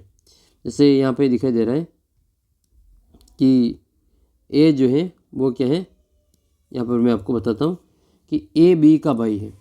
ए जो है वो बी का क्या है? भाई है। ये ए बी का भाई है, इसका मतलब ये लड़का है। ए कौन है? लड़का है। अब ये बी जो है वो लड़का भी हो सकता है और लड़की भी हो सकता है। आगे इसको देखते हैं। बी जो है सी की बहन है, ये जो बी है वो सी की बहन है। बी जो है वो सी की बहन है, मतलब ये लड़की है। ये क्या है? ये लड़की है और ये लड़का है। प्लस का मतलब में लड़का और माइनस का मतलब ये लड़की है। ये क्या है? दोनों भाई बहन है, ये दोनों भाई बहन है, भाई और बहन है। अब सी का पता नहीं चल रहा है ये लड़का है या लड़की है, तो सी है जो डी का पिता है। सी जो है वो डी का पिता है, यानी कि सी का जो लड़का लड़की है उसका नाम क्या है? डी है। अब डी कौन है ये भी नहीं पता कि लड़का है या लड़की है, तो डी का ए के साथ में क्या रिश्ता है ये आपको बताना है। देखो ये दोनों भाई बहन है और ये दोनों बहन है, ठीक है। ये जो है वो सी है, वो इसमें क्या है? बहन है। तो ए और सी ये भी कौन हो जाएंगे, भाई बहन होंगे। तो इसमें जो इन तीनों के जो इसमें जो इनकी जो संतान होंगी वो इनके जो रिश्ते में क्या लगेंगे, या तो अंकल होंगे या फिर वो भतीजे होंगे, यानी कि भतीजा और चाचा का इसमें रिश्ता रहेगा। तो नेफ्यू इसका जो आंसर है वो रहेगा। तो करेक्ट आंसर क्या होगा इसमें, आपके भतीजा हो जाएगा। ठीक है, इस प्रकार से आपको आंसर वो निकालना है। नेक्स्ट है कि कमलेश की जो पुत्री है, कमलेश की पुत्री का भाई मनोज है। कमलेश की पुत्री का भाई मनोज है। देखो वापस देख लेते हैं इसको, आपको ये आसानी से समझ में आ जाएगा। ठीक है, ये कमलेश है और कमलेश की पुत्री, इसको हम नाम दे रहे हैं यहाँ पे एक्स नाम दे रहे हैं, और इसकी कमलेश की पुत्री की ये पुत्री है वाई। ठीक है, तो उसका भाई, वाई का जो भाई है वो जेड है। ये दोनों भाई बहन है, और ये दोनों भाई बहन है, तो फिर आपका जो ठीक है ये आपके भाई बहन है। अब इनके जो मम्मी है वो एक्स, और ये वाई और जेड की उसकी मम्मी कौन है, एक्स है। तो एक्स के पापा कौन है इसमें, कमलेश है। तो यानी कि ये तीसरी पीढ़ी में जाएंगे। इन दोनों की मम्मी के जो पिताजी हैं वो इन दोनों की क्या लगेंगे, नाना जी लगेंगे। तो इसका जो उत्तर आपको क्या करना है, नाना करना है। अगर ये यहाँ पर जो लड़का होता, कमलेश का पुत्र होता, तो फिर आपको क्या करना है, दादाजी करना था। तो इसमें आपका उत्तर हो जाएगा नाना। अगला प्रश्न है कि नेक्स्ट है, रमेश के पुत्र का भाई रोहित का रमेश से क्या संबंध है। तो यहाँ पर भी हम इसको देख लेते हैं। रमेश के पुत्र का भाई रोहित है, ये रमेश है, इसका पुत्र है जो है उसको हम एक्स मान लेते हैं, और उसका पुत्र रमेश के पुत्र का पुत्र यानी कि एक्स रमेश का पुत्र है, और उसके पुत्र का पुत्र वाई है। उसका भाई रोहित है, तो ये रोहित हो जाएगा, जेड को हम रोहित कह देते हैं। ये वही बात हो गई। तो ये जो जेड है यानी कि रोहित जो है वो जेड जो है वो रमेश से किस प्रकार संबंधित है, तो ये तो दादाजी हो जाएंगे आर तो, और रोहित है इसका पोता हो जाएगा। तो पोता इसका आंसर वो रहेगा, ग्रैंडसन इसको कहेंगे। तो अगला प्रश्न देख लेते हैं। अगला प्रश्न आपका ये है कि नैना के पति अपने पिता के इकलौते पुत्र हैं। नैना के जो पति हैं वो अपने माता पिता के इकलौते पुत्र हैं, यानी कि नैना के जो न तो कोई इसमें देवर है, न कोई जेठ है, न कोई इसकी ननंद है। तो नैना की सगी ननंद के जो है वो कितने, एक मिनट, ये इकलौते पुत्र हैं। तो नैना की जो सगी ननंद है उसके बच्चों के कितने मामा होंगे। तो भाई अगर ये एक ही पुत्र है तो इसके जो जितनी भी बहनें होंगी उन सभी के जो मामा होंगे वो एक ही होंगे। तो इसका जो उत्तर है वो एक रहेगा। अब हम आगे के प्रश्न देखते हैं, जिसमें आपके ये बताया गया है कि क्वेश्चन नंबर 141 से 150 तक के प्रश्नों में 2 समूह दिए गए हैं, और एक समूह जो है प्रश्न चित्र है और दूसरा आपका उत्तर चित्र है। प्रश्न चित्र को किसी एक क्रम में व्यवस्थित किया गया है, सीक्वेंस में डाल रखा है इनको, और उत्तर चित्रों में से एक चित्र का चयन करना है जो कि इस प्रश्न के आगे का चयन में जोड़ा जा सके। जो चयनित उत्तर का सही जो क्रमांक है वो ज्ञात करना, यानी कि इसमें कोई क्रम है, आगे का क्रम में कौन सा आएगा वो आपको इसमें से ढूंढ के बताना है। तो आइए देख लेते हैं। ये प्रश्न है और ये इसका उत्तर आकृति है। तो देखो यहाँ पे क्या कर रखा है, इस तीर के निशान को मोड़ रखा है। पहले यहाँ मोड़ा, अब इसको 45 डिग्री पे यहाँ मोड़ रखा दूसरे वाले में, फिर 45 पे और मोड़ेंगे तो यहाँ आ जाएगा, फिर तीसरे में हम यहाँ मोड़ेंगे तो चौथे को हम खड़ा कर देंगे। अब 45 पे और मोड़ेंगे तो चौथे नंबर पे जो ऊपर आ जाएगा। तो ऊपर जो आपकी आकृति वो कहाँ दिखाई दे रही है, ऊपर तीर वाली आकृति केवल ये फर्स्ट ऑप्शन में दिखाई दे रही है, तो यही इसका आंसर रहेगा। ठीक है, इसका उत्तर आपको ये कर लेना है। ऐसे आपको क्या करना है, इनको मोड़ना है, थोड़ा मोड़ा, फिर यहाँ आया, फिर यहाँ, फिर यहाँ, अब आपके ऊपर आ जाएगा ये। तो ऐसे इसका उत्तर आपको फर्स्ट वाला ऑप्शन कर देना है। ये भी आसान है। देखो इसमें आपके एक चाबी है, इसमें 2 चाबियाँ हैं, इसमें 3 चाबियाँ हैं, इसमें 4 चाबियाँ हैं। तो बताओ देखिए आगे में कितने चाबियाँ होगी, आगे में आपके 5 चाबियाँ होगी। लेकिन पाँचों चाबियों की जो इसमें जो दिशा है वो एक ही दिशा चल रही है, 1 2 3 4, तो आगे 5 चाबियाँ आएगी, इसके जैसे आएगी। तो ये तो होगा नहीं, 2 है, इसमें 3 है, इसमें आपके 5 है, इसमें भी देखो 5 ही है, लेकिन चाबी की जो दिशा वो मोड़ दी है। तो फिर ये वाला उत्तर तो होगा ही नहीं, यही इसका उत्तर हो जाएगा ऑप्शन नंबर 4, इसका जो करेक्ट आंसर है वो रहेगा। ऐसे आपको इनमें जो उत्तर है वो ढूंढना है।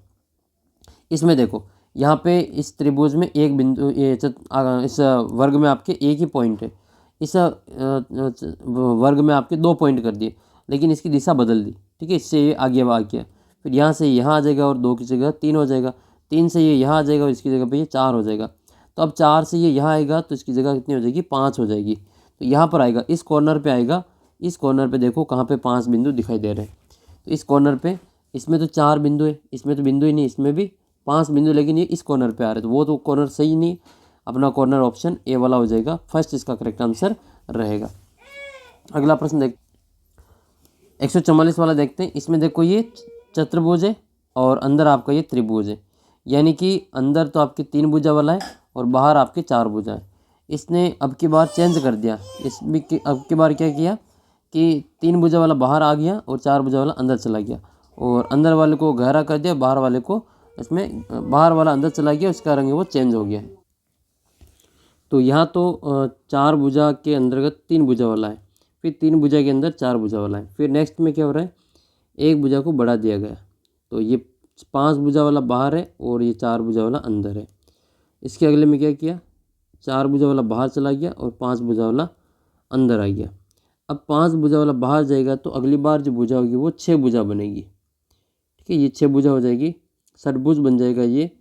और इसके बाद में जो बनेगा इसके अंदर, उसमें एक भुजा कम होगी, 6 से एक भुजा कम, 5 भुजा वाला हो जाएगा, और उसको हम यहाँ पे काला कर देंगे।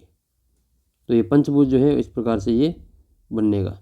इसका पंचभुज अंदर कहाँ बन रहा है, तो ये ऑप्शन नंबर 1 में बन रहा है, ये इसका आंसर रहेगा। नेक्स्ट है, इसमें एक लाइन को बढ़ाया, एक लाइन, इसमें एक लाइन बढ़ाया, फिर आगे आई, फिर दूसरी लाइन ये यहाँ आ गई। अब इसमें जो तीसरी लाइन होगी वो कहाँ पर होगी, ये लाइन इसको यहाँ पे मिला दिया, अब जो लाइन होगी वो यहाँ होगी एक तो, ठीक है। तो इसका जो आंसर है वो इस कॉर्नर वाला आपको यहाँ पे देख लेना, एक लाइन जिसके अंदर खींची हुई है। तो यहाँ पर जो आंसर आपका ये ऑप्शन नंबर जो सेकंड है उसका आंसर रहेगा। अगला प्रश्न देख लेते हैं। इसमें एक एल है, इसमें 3 एल है, इसमें 5 एल है, इसमें 7 एल है। तो अब कितने एल आएंगे, 9 एल आएंगे। तो ये उल्टे एल दे रखे, तो 9 एल किस में है देख लेते हैं। 3 एल नहीं होगा, ये 9 और 1 10 एल है, ये आपके 12 एल है और ये आपके 9 एल है। तो 9 एल वाला आपके सेकंड ऑप्शन करेक्ट आंसर हो जाएगा। अगला प्रश्न आपका ये है कि इसमें आपके 1 डॉट मिलाया, फिर 2 मिलाया, फिर 3 मिलाया, तो अब हम क्या करेंगे, चारों को मिला देंगे। तो चारों किस में मिल रहे हैं, ऑप्शन नंबर 3 में मिल रहा है, ये इसका आंसर रहेगा।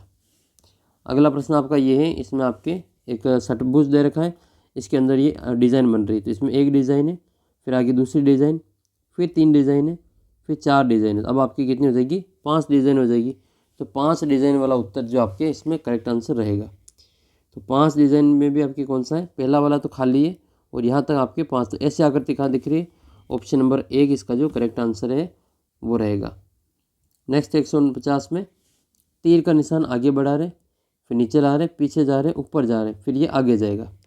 तो आगे जाने वाला जो आंसर है उसमें सही उत्तर रहेगा, लेकिन ये जो निशान है वो यहीं रहेगा, इसके पीछे ही वो रहेगा। तो ये जो आगे जाने वाली जो आकृति है वो कहाँ पर बन रही है, आपके सेकंड नंबर का जो ऑप्शन है इसमें रही है। नेक्स्ट है आपके 2 दे रखा है, इसमें तीर दे रखी है, इसमें 1 तीर का निशान है, इसमें 2 है, इसमें 3 है, इसमें 4 है, तब आपके 5 होंगे। तो इस किसकी पूंछ में 5 जो इसमें निशान है वो देख लो। तो इसमें तो 3 ही निशान है, इसमें 1 ही निशान है, 2 तो वैसे ही कट गए ये। तो इसमें देखो कितने हैं, इसमें 4 ही निशान है, तो ये भी आपके वैसे ही कट जाएगा, क्योंकि इसमें जो निशान होने चाहिए वो 5 होने चाहिए, ये 5 निशान इसी में है। तो इसका उत्तर आपके तीसरा ऑप्शन हो जाएगा। कुछ प्रश्नों के उत्तर तो ऐसा ही आप जो नॉर्मली जो अपना एक IQ लगाएंगे तो उससे हो जाएगा। ये डाइस वाले क्वेश्चन कैसे करते हैं, एक घन की प्रत्येक सतह के भिन्न रंग से रंगा गए हैं और चित्रानुसार उसको घनाकार खंडों में विभाजित कर दिया गया है, ठीक है। इसके ये जैसे घन था, इसको 3-3 के टुकड़ों में बांट दिया। तो टोटल कितने घन हो जाएंगे, 3 इधर, 3 इधर और 3 ये ऊपर है, तो 3 × 3 × 3 हो जाएगा।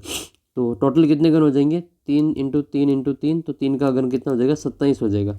4-4 होते तो ये 64 घन हो जाते, 5-5 होते तो ये 125 हो जाता, और 2-2 ही होते तो फिर 8 हो जाता। तो सभी को यहाँ पे कलर कर दिया। अब आपके ये देखना है कि केवल एक सतह से रंगीन, एक सतह रंगी हुई है बाहर से, वो कौन सा है। तो एक सतह वाले कितने, देखो हम इसमें एक एक सतह की बात करें तो ये बीच का जो आपका डिब्बा होगा, ये वाला घन, इसकी एक ही सतह कलर पेंट होगी। बाकी के जो है होंगे इसके अलावा, ये हम इसमें बात करें इसकी, तो इसके तीनों ही आपके ये कलर रहेंगे, 3 कलर रहेगा इसमें, इसमें 2 कलर रहेंगे, इसके दोनों ही कलर रहेंगे, ये भी 2 कलर रहेगा, ये 3 कलर रहेगा, ये 2 कलर, ये 3 कलर, ये 2 कलर। तो बचा हुआ जो बीच में वो केवल एक कलर वाला है। तो एक ही भाग, जो एक ही फेस जिसकी जो कलर वाली है वो एक ही रहा, यानी कि एक सतह पे एक जो डिब्बा गन है वो आपका कलर वाला रहेगा। तो ऐसे कितने इसके सतह हैं? 6 सतह हैं। ये जैसे सामने वाला है तो इसके पीछे वाला, ये ऊपर वाला तो इसके नीचे वाला, इस साइड वाला तो ये उस साइड वाला। तो टोटल इसके 6 फेस होते हैं, 6 फलक होते हैं। तो एक एक फलक पे एक एक जो कलर वाला है वो एक एक है। तो 6 पे कितना हो जाएगा? 6 रहेगा। तो इसका उत्तर आपको 6 कर देना है। नेक्स्ट है, 2 सतह रंगीन हो। 2 जो सतह वो रंगीन है। तो 2 सतह वाले कितने हैं वो देख लेते हैं। 2 सतह वाले देखो, एक तो एक ये रहा, ठीक है, फिर आपका एक ये रहेगा, फिर एक ये रहेगा, और एक ये इधर रहेगा। यानी कि एक सतह पे आपके जो है वो कितने आ रहे हैं? 4 आ रहे हैं। तो जस्ट इसके जो सामने वाला इसके भी ऊपर 4 ही आएगा। तो 4 और ये 4 ये नीचे, टोटल कितने हो जाएंगे? 8 हो जाएगा। 4 और 4 ये 8 तो हो जाएंगे, फिर 9, 10 और 11 और ये 12। तो टोटल जो है वो कितने हो जाएंगे? 12 जो गन है जो इसके 2 सतह को रंगा जाएगा। 3 सतह वाले कितने? तो 3 सतह वाले आपके कॉर्नर वाले वो, तो उसके 3 जो सतह वो कलर रहेंगे। जैसे ये वाला कलर करेंगे, ये वाला कलर होगा और ये कलर होगा, ये कलर नीचे वाला। तो इसकी इसी प्रकार से इसके जितने भी कोने हैं, इन कोने कोने पे 3 कलर, इसमें 3 साइड में कलर होगा। तो कोने कितने होते हैं? 8 होते हैं। 4 ऊपर और ये 4 ही नीचे हो जाएंगे। तो 3 साइड वाले जो सतह है वो आपके 8 रहेंगे इसमें। 6 सतह रंगीन है। तो 6 सतह रंगीन तो इसमें किसी में नहीं होगा। ऐसा एक भी टुकड़ा नहीं है जिसमें 6 सतह रंगीन हो, इस बड़े को छोड़ के। तो फिर इसका मतलब वो तो एक ही नहीं है, ठीक है। तो इसमें उत्तर आपको एक ही नहीं करना है। अच्छा, एक भी सतह रंगीन नहीं है, ऐसा कोई है क्या जिसमें एक भी सतह रंगीन नहीं है? तो आप देखेंगे इसमें कि ये वाली साइड आपके कलर आ जाएगी पूरी, ये साइड भी कलर आ जाएगी, ये साइड भी कलर आ जाएगी, ये साइड भी कलर आ जाएगी, ठीक है, और ये पूरी भी कलर रहेगा ये। लेकिन बीच में जो एक है वो आपके छूटेगा, यहाँ नहीं छूटेगा, वो इसके बीच में जो कि दिखाई नहीं देता है। तो इसका मतलब जो हमारा एक है सतह, जो कि एक भी सतह रंगीन नहीं होगी। अगला प्रश्न ये है कि एक व्यक्ति उत्तर पश्चिम की ओर मुँह करके खड़ा है, वह 180 डिग्री घूमता है, तो उसका मुँह किस दिशा में? आइए देख लेते हैं इसकी दिशा। पहले ये आपको डायग्राम बनाना है, प्लस का निशान बनाओ, इसमें उत्तर दक्षिण पूर्व पश्चिम लिखो। ये उत्तर है, ये नीचे दक्षिण है, इस साइड में पूर्व है और इस साइड में पश्चिम है। तो आदमी किस दिशा में खड़ा मुँह? तो ये उत्तर पश्चिम में मुँह करके खड़ा है। तो ये उत्तर पश्चिम इस साइड में है, ये मुँह इधर करके खड़ा है, और ये यहाँ से ये 180 डिग्री घूमता है। यहाँ से ये 180 डिग्री घूमता, मतलब ये सीधा कहाँ आ जाएगा? ये 90 डिग्री ये रहेगा, ये 180 डिग्री हो जाएगा। तो ये कहाँ चला जाएगा? उत्तर पश्चिम से जाके ये सीधा इधर मुड़ जाएगा, इस साइड में। ये साइड कौन सी है? दक्षिण पूर्व है। तो इसका जो उत्तर आपको दक्षिण पूर्व कर देना है। नेक्स्ट क्वेश्चन की ओर बढ़ते हैं। क्वेश्चन नंबर आपका 157 नंबर है। सूर्योदय के समय सूर्य से खंबे की तरफ मुँह करके खड़ा है, और खंबे की जो छाया वो सूर्य के दाईं तरफ गिर रही है, तो सूर्य का मुँह किस दिशा में था? तो देखो, ये सूर्योदय के समय की बात हो रही है, तो ये उत्तर दक्षिण और ये पूर्व पश्चिम है। ये उत्तर, ये दक्षिण है, ये पूर्व है और ये पश्चिम है। तो अब ये कह रहा है कि जो सूर्य से वो सूर्योदय के समय खड़ा है एक खंबे की तरफ मुँह करके, और खंबे की जो छाया वो सूर्य के दाईं ओर है। सूर्य ये पूर्व है और ये पश्चिम है, तो जाहिर सी बात है इसकी जो छाया होगी वो पश्चिम की ओर होगी, क्योंकि वो खड़ा जो है वो उत्तर की ओर मुँह करके खड़ा है। तो जो सुबह के समय सूर्योदय, तो इसकी जो छाया है वो कहाँ पर जाएगी? पश्चिम दिशा की ओर होगी। अब इसमें कह रहा है कि एक खंबे की ओर मुँह करके खड़ा है, तो आपको ये बताना है कि जो इसकी जो छाया पड़ रही है, इसकी छाया, खंबे की छाया सूर्य के दाईं ओर पड़ रही है। खंबे की जो छाया है वो इस सूर्य के दाईं ओर पड़ रही है। तो खंबा, इसका मतलब वो सूर्य और सूर्य के बीच में खंबा है, और इसकी जो छाया है वो दाईं ओर पड़ रही है। तो दाईं ओर पड़ रही है, इसका मतलब ये जो खंबा है ये दाईं ओर यहाँ है, दाईं ओर यहाँ है। तो ये जो सूर्य से वो उसका जो मुँह किस तरफ होगा? अगर ये दाईं ओर खड़ा है खंबा, तो इसका जो सूर्य का जो मुँह है वो पूर्व दिशा में रहेगा, तभी जाके इसकी जो छाया है वो दाईं ओर पड़ेगी। नेक्स्ट है फिर आपके अगला प्रश्न है कि मोहन अपने घर से उत्तर की ओर 20 किलोमीटर चला, फिर पश्चिम की ओर मुड़ा 10 किलोमीटर चला, फिर दक्षिण की ओर मुड़कर 5 किलोमीटर चला। बताइए मोहन ने कुल कितनी दूरी तय की। तो ये तो सीधा सी इसमें देखिए 30 10 20 10 30 और 5 35, तो 35 किलोमीटर इसका उत्तर रहेगा। देखो वापस देख लेते हैं। उत्तर दक्षिण पूर्व पश्चिम का कोई रोल ही नहीं है इसमें, कुल दूरी पूछे तो ये 35 किलोमीटर हो जाएगा। एक व्यक्ति पश्चिम की ओर चला, उत्तर दक्षिण पूर्व पश्चिम लिख लेते हैं, उत्तर दक्षिण और पूर्व और पश्चिम लिख लेते हैं। पश्चिम की ओर चला, फिर वो दाएँ मुड़ा, तो दायाँ इस साइड होता है और बायाँ उस साइड होता है। दाएँ मुड़ा, यहाँ दाएँ मुड़ने के बाद में फिर दाएँ मुड़ा, तो दायाँ वापस ये नीचे की ओर जा रहा है, तो इसका जो ये हाथ है वो ये हाथ अब आपके दाईं ओर चलेगा और अंत में वो बाईं ओर मुड़ेगा। बाईं ओर मुड़ने का मतलब इसका जो 1 मिनट, ये पश्चिम की ओर जा रहा है और इसका मुंह जो है पश्चिम की ओर, और ये दाईं ओर मुड़ेगा। तो दाईं ओर जो होता है वो राइट हैंड होता है। पश्चिम की ओर जा रहा है तो राइट हैंड जो होता है उसका दायां हाथ होगा, ठीक है। तो राइट इधर होगा, फिर वापस ये दाएं मुड़ेगा तो वापस राइट आपका इधर ही होगा। अब ये बाईं ओर मुड़ेगा तो ये आपके उत्तर की ओर चला जाएगा। तो इसका मुंह किस दिशा में है, तो ये उत्तर दिशा की ओर रहेगा। अगला प्रश्न है कि एक स्कूटर पर सवार होकर दक्षिण दिशा में जा रहा है। एक व्यक्ति है जो कि स्कूटर पर बैठ के दक्षिण दिशा में जा रहा है। तो ये उत्तर, ये दक्षिण है, इधर पूर्व और ये पश्चिम है। दक्षिण दिशा में जा रहा है और ये 4 किलोमीटर तक सवारी करता है, फिर बाईं ओर मुड़ जाता है। तो ऊपर से नीचे की ओर आ रहा है, इसका मतलब बाईं ओर किधर होगा, इसका जो लेफ्ट हैंड साइड है वो बाईं ओर है।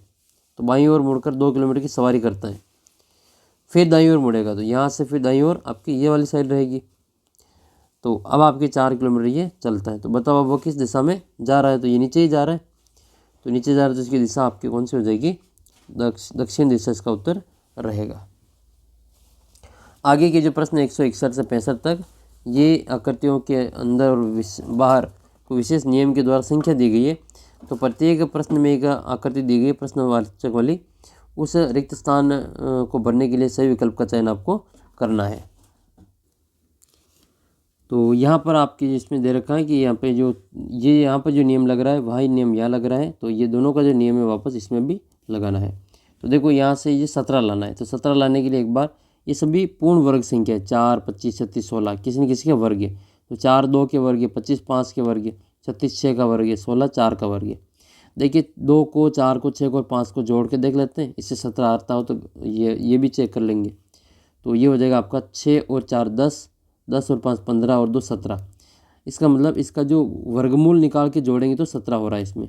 इनका भी वर्गमूल निकाल के जोड़ लेते हैं, अगर 13 आएगा तो फिर इनका भी वर्गमूल निकाल के जोड़ के आंसर ले आएंगे। 1 का वर्गमूल 1 होगा, 9 का वर्गमूल 3 होगा, 16 का 4 होगा, 25 का 5 होगा। इनको जोड़ेंगे ये, तो ये हो जाएगा 4 और 5 9, 9 और 3 12 और 1 13। इसका मतलब अपना नियम वो चल गया इसमें। इनका वर्गमूल करो तो फिर इनको जोड़ लो। 1 का वर्गमूल 1, 16 का वर्गमूल 4, 9 का 3 हो जाएगा और 4 का 2 हो जाएगा। तो इनको जोड़ कर लेते हैं, तो 2 का 1 3 और 4 7 और 3 10। तो यहाँ पे उत्तर कितना आएगा, 10 आएगा। 10 आपके ऑप्शन नंबर 1 में दे रखा है। ऐसे ये सीधे ही हो रहा है, यहाँ पे इनकी जोड़ ये 11 हो रहा है, ये 17 हो रहा है। तो देखिए इनकी जोड़ करके देखते हैं ये 17 कैसे आ रहा है। तो 6 और 3 9, 9 और 7 16 और 1 17। तो इनकी जोड़ तो 17 हो रही है। देखिए इनकी जोड़ 11 हो रही है क्या, तो 7 और 3 10 और 1 11। तो इसका मतलब बाहर बाहर वाले को जोड़ के अंदर लिख दिया। तो ये जोड़ के देख लो, उत्तर मिल जाएगा अपना। 1 और 3 4 और 2 6 और 5 11। ये 11 दूसरे ऑप्शन में दे रखा है। तो कुल मिला के ऐसे आपको इसमें जो नियम लगा के आंसर निकाल लेना है। यहाँ पे क्या है, 1 2 और 3 इनसे कितना ला रहे, 36 ला रहे, और ये 0 1 2 से कितना ला रहे, 9 ला रहे। तो देखिए इनकी जोड़ करो, 1 2 3, 3 और 3 6, 6 से 36 कैसे आएंगे, तो 6 का स्क्वायर करना पड़ेगा। तो इसमें क्या किया, 1 + 2 + 3 बराबर कितना है 6, और 6 का करेंगे स्क्वायर तो कितना हो जाएगा, 36 हो जाएगा। वैसे इसकी जोड़ करो, 0 + 1 + 2 कितना हो जाएगा, 3 और 3 का स्क्वायर 9 हो जाएगा। तो ये 9 रहा। देखो इसमें भी यही काम करना है, सबकी जोड़ करो पहले। 1 + 2 + 4 कितने हो जाएंगे, 7 हो जाएंगे। 7 का स्क्वायर करेंगे तो 7 7 49। तो 49 आपका सेकंड ऑप्शन में उत्तर दे रखा है। ऐसे इसका आंसर आपको निकाल लेना है। नेक्स्ट है फिर आपके 0 7 2 3। तो देखिए इनसे 62 ला रहे हैं। तो देखिए 2 का वर्ग कितना होता है 4, 3 का वर्ग 9 और 7 का वर्ग 49। इनको जोड़ के देख लेते हैं। 0 का तो 0 ही होगा। इनसे अगर उत्तर आपके 62 आ रहा होगा तो वही नियम आपके यहाँ लग जाएगा। तो 4 और 9 13, 13 और 9 13 और 9 22 के 2 हासिल का 2 4 2 6। इसका मतलब अपना नियम वो चल रहा है। इनका स्क्वायर करके जोड़ रखा है। यहाँ पे भी स्क्वायर करके जोड़ें तो 1 का स्क्वायर 1, 4 का स्क्वायर 16, 5 का स्क्वायर 25, 6 का स्क्वायर 36। सबकी जोड़ करेंगे 1 6 7 और 5 12 और 6, 12 और 6 18 हो जाएगा। 18 का 8 हासिल का 1 रहेगा। 1 1 2, 2 2 4, 4 और 3 7, मतलब 78 इनका स्क्वायर करने पर आ रहा है, जोड़ करने पर। तो इनका भी स्क्वायर करके जोड़ दो। 0 का स्क्वायर 0 ही रहेगा। 3 का स्क्वायर 9, 2 का स्क्वायर 4 और 9 का स्क्वायर 81। तो 9 और 1 10, 10 और 4 14 हासिल का 1, 8 और 1 9, 94 इसका उत्तर रहेगा। 94 ऑप्शन नंबर 3 में दे रखा है, ये इसका करेक्ट आंसर रहेगा। ऐसे ही आपको इसमें भी कुछ न कुछ यहाँ पे जो दिमाग लगा के अपना आंसर वो निकालना है। यहाँ पे हमें 28 लाने हैं। कितने लाने हैं 28। तो आइए इसको भी हम यहाँ पे सॉल्व कर लेते हैं। तो इसमें देखिए बाहर बाहर वाले को सबको जोड़ लेते हैं, उससे 28 का क्या संबंध है वो देखते हैं। इसमें भी बाहर बाहर वाले को जोड़ के देखते हैं कि 25 के साथ में इसका क्या संबंध है। तो 11 15 16 और 14 इन सभी को जोड़ेंगे तो ये 5 और 1 6 6 12, 12 और 4 16 का 6 हासिल का 1, 4 और 1 5 56 हो रहा है। तो 56 का तो आधा ही 28। तो अगर आपकी इनकी जोड़ 50 आ जाती है तो उसका आधा 25 हो जाएगा। देख लेते जोड़ 50 आ रही है क्या। तो 6 और 9 कितना हो जाएगा 15, 15 और 14 29, 29 और 21 ये हो जाएगा आपका 50। इसका मतलब इनके बाहर वाले की जोड़ का आधा अंदर है। तो आप भी इन बाहर वाले की जोड़ करके आधा कर दो, वो अंदर लिख लेंगे। तो बाहर कितने हैं तो ये 8 और 12 20 हो जाएगा। 20 और 10 कितना हो जाएगा 30। ठीक है 30, ये 20 और ये 10 30 हो जाएगा। 30 और आपके जो ये 16 है वो कितना हो जाएगा 30 और 16 ये 36 हो जाएगा। 30 और 16 46 हो जाएगा। तो 46 के आधे कर दो तो 23 इसका उत्तर रहेगा। 23 ऑप्शन नंबर फर्स्ट इसका जो करेक्ट आंसर वो रहेगा। थोड़ा सा दिमाग लगाएंगे आंसर आपका आराम से आ जाएगा। अगले क्वेश्चन में आपको क्या करना है, एक मैट्रिक्स वाले सवाल है ये। इसमें दिए गए वर्ग में 9 खंडों में 1 खंड खाली छोड़ा गए हैं और शेष संख्या लिखी गई है जो किसी विशेष नियम का पालन करती है। उसी नियम का पालन करते हुए रिक्त स्थान के यहाँ पे आपको संख्या बतानी है। तो आइए ये भी हम इसमें कर ही लेते, इसका उत्तर भी आपको निकाल के बता देते। तो इसमें 167 नंबर क्वेश्चन में देखते हैं। इसमें आपकी जो 20 में आपकी ये कॉलम छोड़ रखा है ये बताना। तो 3 को 11 से गुणा करें तो 11 3 33 हो रहा है। वैसे ही 2 को 0 से गुणा करें तो ये 0 हो रहा है। तो आपको 7 को 5 से गुणा करके 20 वाला नंबर ले लेना है। 7 पंजे 35, 35 आपके ऑप्शन नंबर 3 में दे रखा है। अगले क्वेश्चन की ओर बढ़ते हैं। यहाँ पर आपकी जो कुछ संख्या दे रखी है। तो यहाँ पर ये जो आपके इनका अंतर दे रखा है ठीक है कि 19 में से 8 घटाएंगे तो 11 बचेगा। 27 में से 20 घटाएंगे तो 7 बचेगा। अब 18 में से कितने घटाएं कि 10 बच जाए। तो 18 में से 8 घटा दो तो आपके 10 बच जाएंगे। तो यहाँ पे कितने आएंगे 8 आ जाएगा।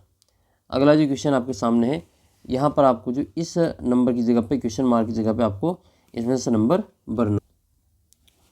तो यहाँ पर भी आपको रीजनिंग लगानी इसमें कि जैसे ये 33 कैसे आ रहे हैं, यहाँ पे 25 कैसे आ रहे हैं ये देख लो।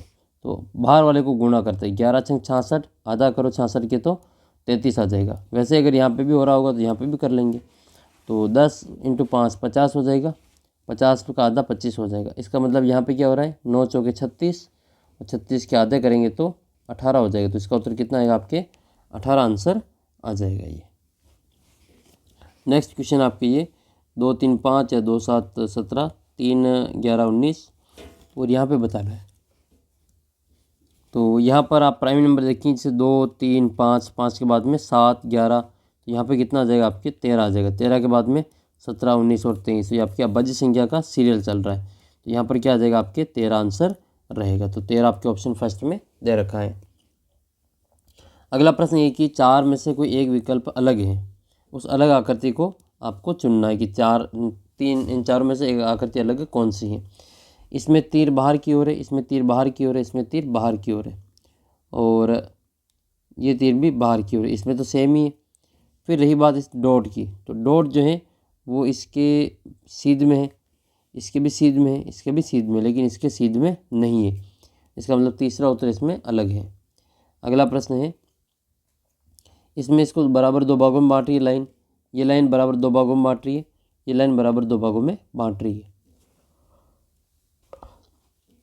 लेकिन आप इसको चौथे को देखो, ये लाइन इसको बराबर भागों में नहीं बांट रही, तो यही उत्तर इसका अलग हो जाएगा। अगला प्रश्न आपका ये है कि इसमें स्तंभ 1 और स्तंभ 2 को कोड करके इसमें लिखा हुआ है। ठीक है, ये इसमें लिखा हुआ है कि इसको हम ये लिखते हैं, मून को ये लिखा जाता है, स्काई को ये लिखा जाता है, स्टार को ये लिखते हैं, सन को ये लिखते हैं। तो कौन से अक्षर को क्या लिख रहे हैं वो आपको देख लेना है। तो देखो, पहले तो ये कह रहे हैं कि एन का संकेत अक्षर क्या है, तो एन किस में आ रहा है वो देख लो पहले। एन एक तो ये भी इसमें आ रहा है MWN, और एक SUN में एन आ रहा है। तो अब इसको हम ये लिख रहे हैं और इसको हम ये लिख रहे हैं, तो दोनों अक्षर में कॉमन क्या है, एन है, तो इन दोनों में क्या कॉमन है, WXXV में और BWD में। तो W इसमें दोनों सेम दिख रहा है, तो एन को क्या लिखा इन्होंने, W लिखा, तो एन का संकेत अक्षर क्या हो जाएगा, W हो जाएगा। O का संकेत अक्षर क्या है, तो O किस में आ रहा है, O इसी में आ रहा है, देखो ये वाला O। ठीक है, तो इसमें आप देख लो 2 बार कौन आ रहा है, X आ रहा है, तो O को हम X लिख रहे हैं। यहाँ पे भी देख लो O को हम X लिख रहे हैं, तो O को क्या लिखेंगे, X लिखेंगे। S वाला, S किस में आ रहा है,